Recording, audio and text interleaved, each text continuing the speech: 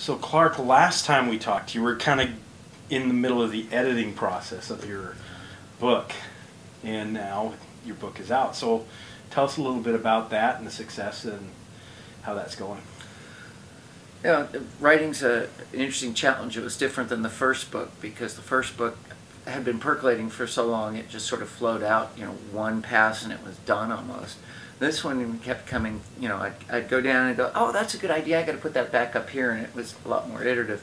But at the end of the day, I felt quite good about what was in there. At least I thought it was good thoughts. It, didn't have as much examples and things as I'd like. I got, good contributions from people like you, Jeff, and I greatly appreciate that. But it was, but it's, I like that it's thin. I like that it's just focused on things. And the uptake's been good. Bill Brandon gave a very generous review for Learning Solutions magazine. And unfortunately, I don't actually know how it's doing because they give me sales figures, but I don't know how to contextualize it. So they finally told me, well, 2,000 sales in the first year would be good. Now all I have to do is go back and figure out how many have been sold already.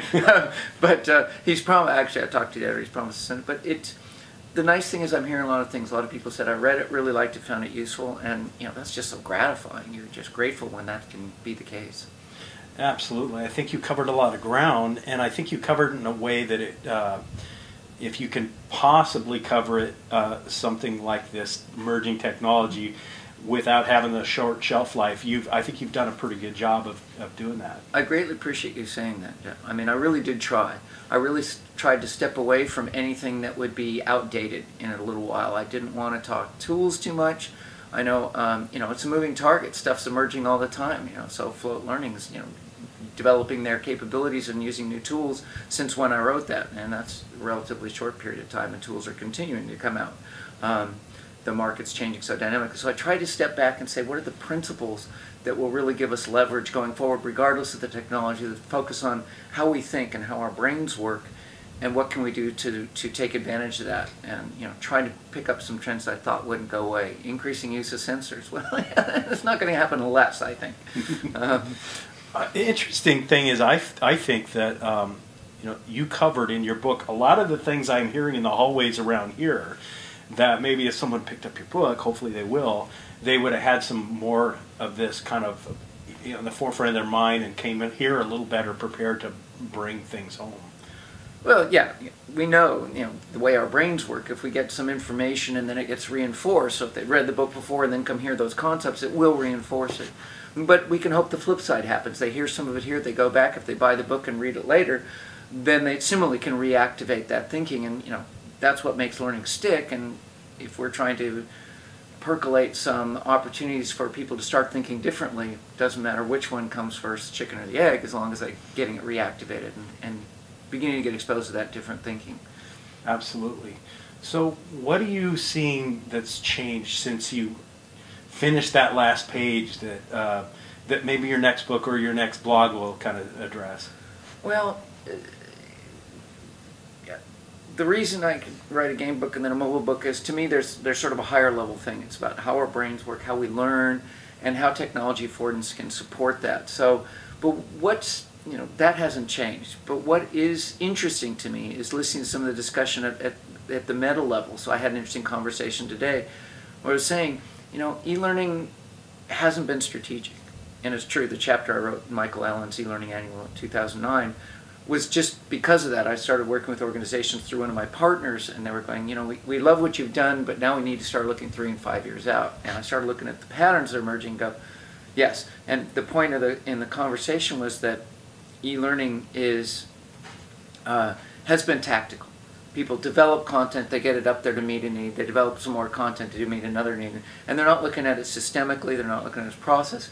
And his point was, this isn't going to fly with mobile. Well, yeah, that people are suddenly finding out, oh, I've got to reprocess the content, so I have 2 copies of it now. And his point, we've got to start looking at content integration. And that, to me, is part of the overall picture of the strategic picture. There's content integration and systems integration, and start looking at how do we meld. I haven't seen an LMS yet that I think did a nice job. They'll graph social learning onto it, but they haven't got an elegant segue from the formal learning course out to a social learning community, and I think is a really critical part, and wrapping performance support resources around it. So they'll all say, oh yeah, we do portals, we do social, we do courses, Yeah, but it's not a nice seamless whole. You can possibly make it there with a lot of jiggering, but maybe you'd be better off at the back end doing best of breed. And that's why what emerged to me is the possibility that mobile may be a wedge. It may be, because it supports community, you can use your social tools with mobile, because it supports performance sport. Really, it's not about courses on a phone, but it can augment formal courses as well. It's really a delivery channel for the much bigger picture, and if we can use that to wake people up to the bigger picture, and if we can then use it to start them thinking about looking at this systemically, we have the opportunity to lift the game. We need to stop thinking about course, we got to start thinking about learning facilitation. We need to stop thinking about the course, and we got to start thinking about how do we move it across the organization. I want learning to be baked into the organization like IT or electricity or plumbing, that it's everywhere, ubiquitously, and it's supporting people. And so that's my sort of evangelism platform, editorial soapbox. But I think it's the opportunity that we might be able to take advantage of.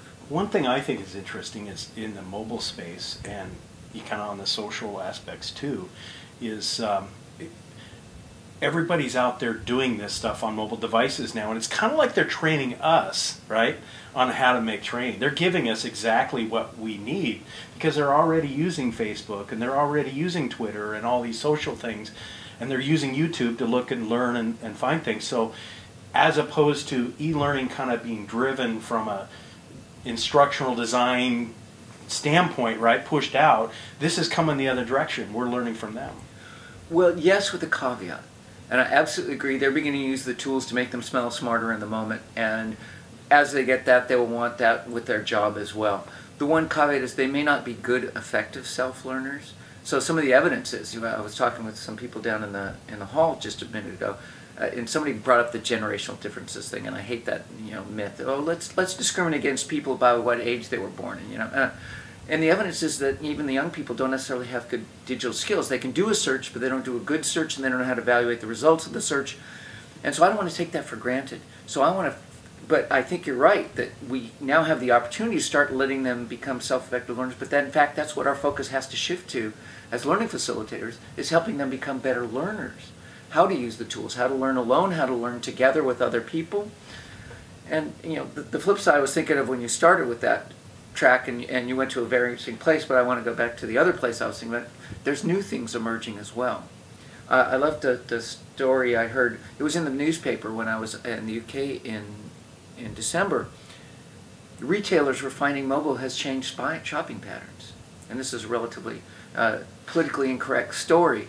But it used to be that the fashion retailers, a gaggle of shoppers would come in and grab a bunch of clothes and go into the changing room. And they'd try things on and stuff and then come out, and some stuff would get left aside and some stuff would get purchased. But they found a new phenomenon. They were finding the person coming in by themselves, taking the clothes, and they're actually spending longer in the changing room than they did with a bunch of people, and they couldn't figure this out. And I don't want to know how they figured it out, but what they found out was that this is why it's politically incorrect. The women were going in, trying this on, snapping a picture of themselves in it, and sending it to their friends and saying, effectively, it does make my butt look big.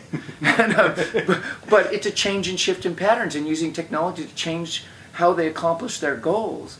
And this is we're finding funny things. Etiquette. Somebody wrote an interesting article about the fact that if somebody puts they put the phone on the table, if they actually turn it off, that signals the importance of the conversation to them. We're getting these signals. And Twitter really has enabled new types of learning interactions, LearnChat, for instance. So we're getting a bunch of new things happening, and we don't even exactly know where it's going to go, but we want to, which brings me back to, we've got to start looking at the human native and not the brain-based stuff that, Daniel Willingham does a really nice job of pillaring. There's good stuff, I think Medina does a good job with his taking what's really at the right level of discussion, and what Daniel Williams says, people are making inferences from the wrong level and trying to bring it up here without the correct causal inference chain.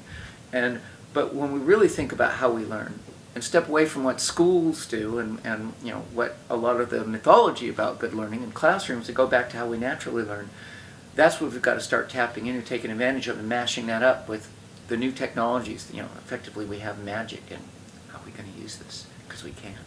So you're saying that maybe this particular mobile space is an opportunity there to do that? It's absolutely, I think it's an opportunity to do a number of things. I mean, I think it's transformative, I really do. Somebody was asking, oh, is there just all the same hype? And I don't. You know, virtual worlds, there was hype, everybody overhyped it, and yet its kind of fundamental affordance was 3D and social. When it does that really well. It's really cool. But running a PowerPoint session in Second Life is not a fair. You know, I'd rather use webinar tool, lower cognitive overhead and lower technical overhead. But I think mobile's transformative because it's bringing that support wherever we are, and it's not just learning. It's performance support, it's social. But I think it has the opportunity to really give us new ways to interact with one another, become more effective humans, and ideally, you know, then I get into the ideal space, and maybe we can start caring more about one another and stop trying to do things like kill one another. But, you know, I'm a dreamer, I admit it. Well, I'm glad you're dreaming, because the things that you're dreaming up are helping all of us. And we appreciate your transparency in helping us kind of navigate this new space as one of the influencers and thinkers out there. So appreciate that very much. Well, thank you very much. You know, if you care about learning, you got to keep learning yourself, and really you got to keep learning out loud and sharing with others. And that's the most. That's one of the neat opportunities we have. It is. Well, looking forward to whatever you do next, and continuing to listen to your more conversations with you and read your blog, and whatever you decide to write next, be standing in line right away to get it. Appreciate that. Thank you very much. Thanks, Clark. All right.